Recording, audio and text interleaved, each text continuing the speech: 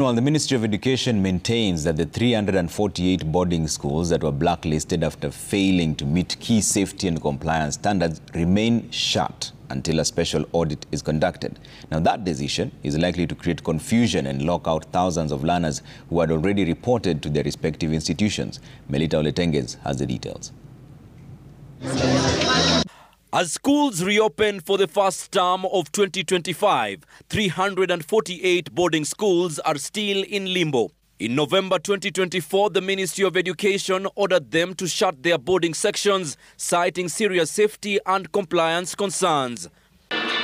While many of the schools have made strides to meet the new regulations, including safety upgrades like removing grills in dormitories and providing fire extinguishers, the ministry says they should not proceed and admit learners until a special audit is conducted.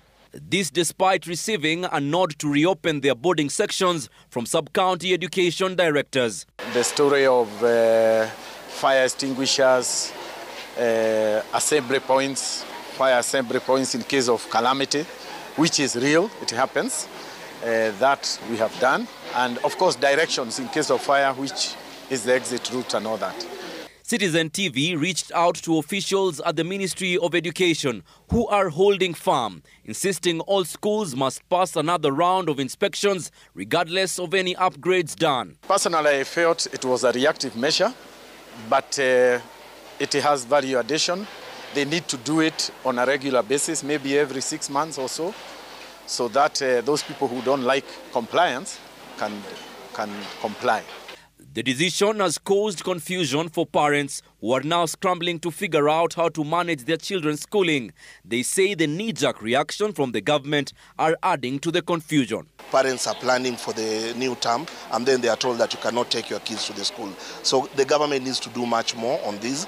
It's like they were doing it as a something that like a reactive thing.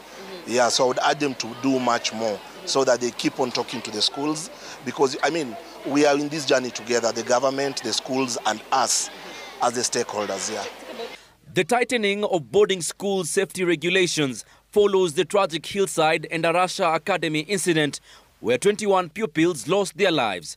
While the reforms are seen as a necessary step, many view them as a rushed reaction and a mounting pressure for reform in the wake of the tragedy. Melita Oletenges, Citizen TV.